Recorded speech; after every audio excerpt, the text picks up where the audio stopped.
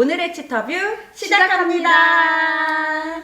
직전 치과위생사협회 회장이었고 지금은 명예회장이라는 타이틀을 가지고 있습니다. 그리고 월급은 한양여대 치위생과에서 받고 있습니다. 한 45년 치과위생사로 살은 것 같으네요. 네. 면허번호는 0500번대입니다. 그래서 원로 중에 원로입니다. 말씀도 잠깐 나왔는데 되게 빠르게 시대가 변해가고 있잖아요. 교수님 생각하시기에 최근 5년에 치위생계에서 가장 큰 변화라면 어떤 게 있을까요? 치위생계의 다양한 변화라면 이제 고령화 사회가 목전으로 확 왔다. 목전으로 와서 누가 저한테 그런 얘기를 하더라고요. 치과위생사는 당연히 다 해야 될 것과 알아야 되는 게 아니냐라고 얘기를 하더라고요. 그 고령화 사회의 노인들을 대하는 게. 그런데 노인들은 조금 달라요. 제가 요즘에 노인 강의를 진짜 제대로 할 수 있어졌어요. 그 전에는 책으로 배운 거거든. 그렇다 하더라라는. 근데 내가 노인이 돼 보니 이거는 체감하는 달라요. 거죠. 그래서 이제 노인은 나이가 좀 들어야지 이해될 수 있는 부분. 나이가 든다는 건 뭐냐면 시어른을 보면서 이해할 수 있는 부분. 친정엄마를 보면서 저거는 받아줘야 되는 거야. 이런 것들이 좀 와야 되는 부분이에요. 근데 치과위생사 면허는 22살에 딴단 말이죠. 맞아요. 그러니까 그건 세월 속에서 임상을 경험하면서 환자를 대하면서 조금 배워야 되는 게 있고, 그 다음에 이제 그런 거와 사회 제도가 많이 바뀌죠. 뭐 보험의 시스템이라든지 이런 것들이 되게 많이 바뀌어가는 부분이 있잖아요. 네네. 그러니까 뭐 예를 들면 사보험이 우리 안으로 들어왔다든지 뭐 이런 제도상으로 우리가 변화를 겪는 것도 있고, 그 다음에 이제 아날로그 방식에서 디지털 방식으로 넘어가는 거기다가 더 나가면 이제 AI가 우리 곁에 올 거라는 거죠.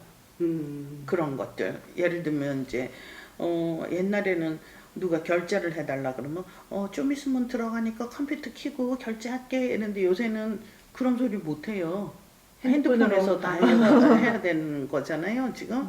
그리고 요즘에 저 같은 경우도 챗GPT한테 많은 것들을 물어본다는 거. 심지어 2026년에 제 사주도 챗GPT가 운세도 챗GPT가 봐주고 한단 말이에요. 그 시대에 왔을 때 그 전에 전문가들에게 물어봤던 어떤 부분의 수준은 넘어가야 된다 우리가. 그렇잖아요. 인터넷 치면 상세하게 표까지 그려서 다 해주는 것들을 여기 왔더니 이상한 소리를 하면서 대답을 못 해줘. 그리고 그 설명만큼 충분하지가 않아. 이러면 안 돼. 그러면 우리가 그 챗GPT의 설명보다 더 우수할 수 있는 게 뭐가 있느냐.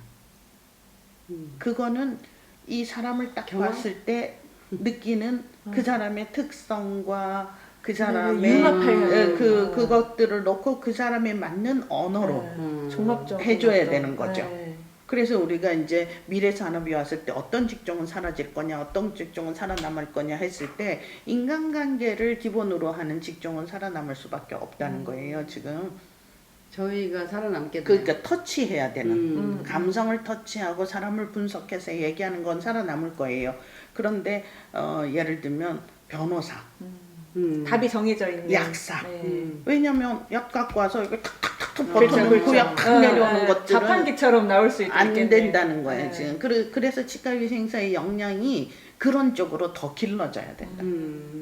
제가 얘기하는 모든 분야를 다 그렇죠. 지금 예를 들면 석션 기계를 하면 되죠. 도입하겠다는 거잖아. 그렇지만 그 디테일을 예를 들면 혀가 어느 정도의 강도가 있을 때 선생님이 시야가 어떻게 필요할 때 우리 선생님은 들이밀고 할 때 그걸 어떻게 피할 것이냐, 이것들이 인간이 갖고 있는 특성인데 그것들을 잘해내야 되는 거죠. 보편적인 거 말고. 그러면 더 미래, 이게 좀 저기 할 수도 있는데 더 미래에는 그러면 여기서 변화가 크게 있을 만한 게 있을까요? 더 미래는 그럴 수도 있지 않을까요? 알약 하나면 이렇게 문지르면 치석이 없어져. 그럴 수도 있겠고. 그렇잖아요? 그럼 저희 그렇겠네요. 예를 들면 없어져 우리가 그러니까 우리가 생각하면 돼. 비디오 가게가 있었어. 네. 비디오 가게로 하던 사람은 실패를 했단 말이야. 망했단 말이야. 네. 그럼 비디오 가게를 CD 가게로 넘어갔어. 네. CD 가게로 하던 사람들은 만화방으로 넘어갔어 지금. 그런 시대의 변화가 올 때 빨리빨리 감지하고 올라타야 된다는 거지. 그래서 그런 것들을 치과위생사들이 이 치과 안에서 어떤 것들은 쇠퇴할 거라고 생각을 해야 되고, 쇠퇴를 하더라도 쇠퇴 속도에 남아있는 사람들이 있어요. 그래서 한꺼번에 가지는 못해요.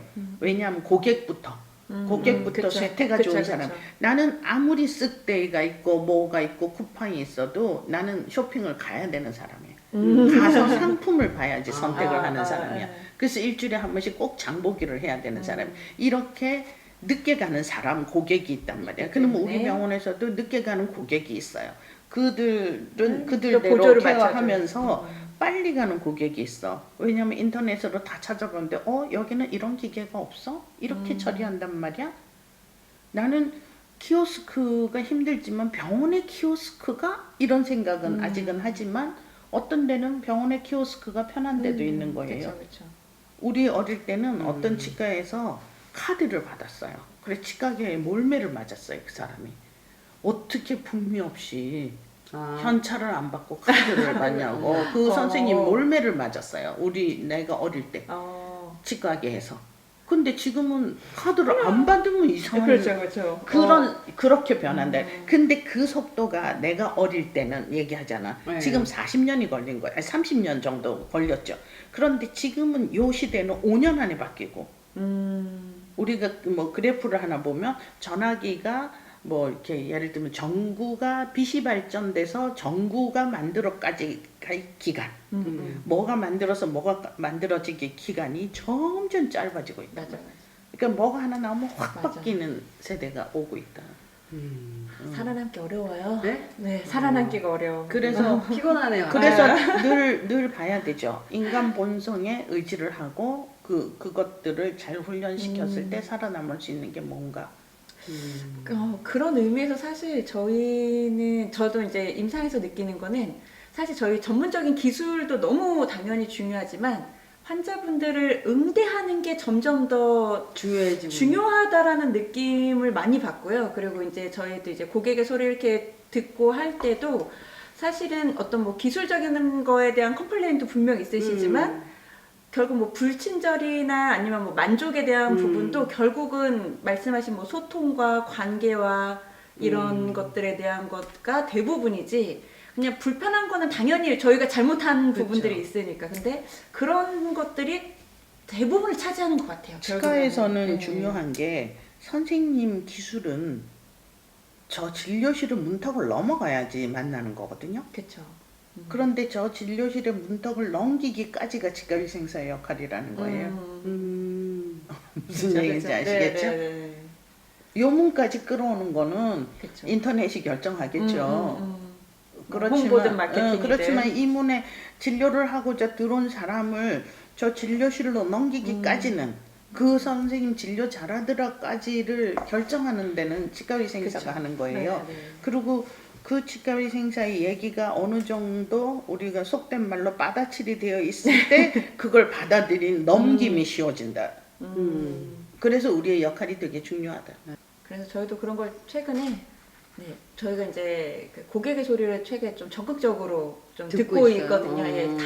다양한 채널로 이제 좀 취합을 하고 있는데 많이 체감을 하고 있습니다. 근데 그 고객의 소리에 절대 흔들려서는 안 되는 건 전문가들의 판단이에요. 아무리 소문과 뭐가 있더라도 전문가들은 자신의 판단과 그게 흔들려 버리면 더 엉망이 돼요. 진료에 대한 어떤 소신, 철학 이런 것들은 절대로 그 판단에 흔들려서는 안 되는 부분. 명심하겠습니다. 제가 학생들 강의 평가에 계속 흔들린다면 좋은 선생님이 될 수가 없어요. 선생으로서 제가 가져야 될 것들은 갖고 가고 애들이 불편해하는 것들에 수용할 수 있는 범주를 받아들이는 거죠. 아주 개인적인 이야기부터 우리 개인적으로 궁금하니까. 그렇죠. 치과위생사의 어떤 뭐 태도와 자세, 앞으로의 또 비전과 뭐 미래에 대한 이야기까지 정말 좀 많은 이야기를 들려주셨는데요.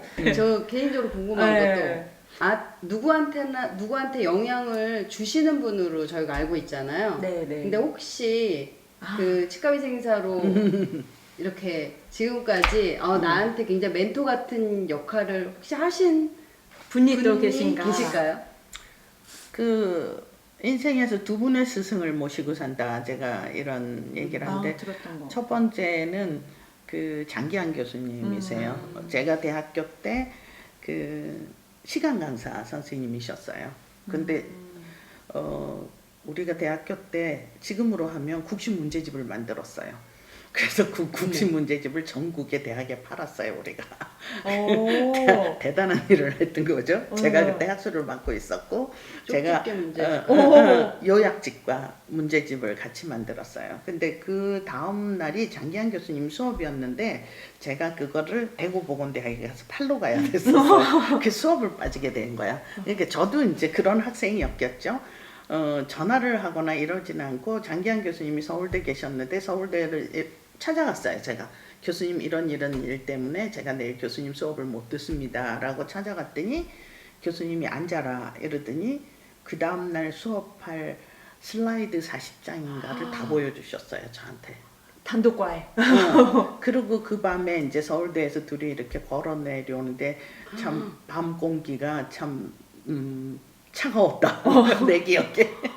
근데 그러면서 그분한테는 선생은 어떠해야 되는가를 내가 배운 것 같아요. 그래서 지금도 저는 학생들이 상을 당하거나 피치 못할 자기의 의지가 아닌 일로 하면 물어봐요. 저는 따로 해주랴 아니면 뭐 친구한테 듣겠느냐 개인적으로 아니면 뭐 이렇게 수업을 도와줄까? 내가 따로 해주는 거는 시간 얼마 안 걸린다. 근데 본인이 뭐 거부하면 어쩔 수가 없죠. 그러니까 그런 선생으로서의 내가 그걸 배운 것 같아. 예. 그리고 또 한 분은 내가 첫 번째 모셨던 임상 기간을 기간 또 한 4년 몇 개월을 내가 한 병원에만 있었거든요. 근데 그 선생님을 나는 두 번째 스승으로 생각을 하는데 그 환자한테 절대로 화를 내시는 법이 없으셨어요. 아무리 화를 나게 해도. 그래서 그분한테 그 의료진이 고객한테 환자한테 어떤 태도를 가져야 되느냐를 제가 배웠던 것 같아요. 왜냐하면 뒤로는 화가 나서 맨날 담배 끊는다 그러면서도 막 그 고객이 그러면 황 선생 담배 어딨노? 얘기를 화가 막 나셨죠. 그렇지만 앞에서는 그 어떻게 해야 되는지. 그리고 이제 그때는 뭐 그런 것도 심할 때였어요. 친구들이 와서 진단서 좀 끊어달라고 뭐 이런 것들도 많을 때였는데도 불구하고 절대로 그런 불의에 타협하시는 거 안 하시고 하면서 그거를 배운 것 같아요. 그럼 저희가 오늘 사실 오늘 다 안 끝날 것 같아요. 저희가 그래서 한 2부 또는 3부로 또 이렇게 스케줄 다시 한번 좀 짜봐야 되지 않을까. 네, 그 시리즈로 저희가 좀 기획을 해야 되겠다라는 생각이 좀 들었습니다. 그래서 일단 오늘은 저희가 또 더 궁금한 이야기들이 많지만 오늘은 여기서 조금 일단 마무리를 해볼까 합니다. 네. 혹시 마지막으로 뭐 이렇게 저희한테 해주고 싶은 이야기나 뭐 그냥 오늘 오면서 그런 생각이 들었어요. 참 열심히 사는 후배들을 오래간만에 만나서 설렌다. 그래서 이제 신난다. 오늘은 오면서 설렜어요. 무슨 얘기를 할 수 있을까? 뭐 왜냐면 이걸 기획하시는 분들을 오래전부터 잘 아는 사람들이니까. 그래서 오래간만에 후배들하고 차 한잔 마시면서 수다 떤다라는 생각으로 찾아왔습니다. 저희도 너무 즐거웠어요. 아이고, 한편으로는 맞습니다. 굉장히 설레고 어떤 또 새로운 얘기를 해주실까 이런 것들이 있었고요. 그리고 오래간만에 또 이렇게 개인적인 얘기를 어디서도 안 한 그렇죠. 얘기를 오늘 맞아요. 풀었네. 20년 동안 들어오지 못했던. 저희가 이렇게 뭐 미리 아까 말씀드린 것처럼 2부가 또 있기 때문에 아쉬움 없이 일단은 마무리 인사를 좀 해보도록 하겠습니다. 네, 그럼 다음 편을 기대하시면서 네, 네. 여기서 마치도록 하겠습니다. 네. 감사합니다.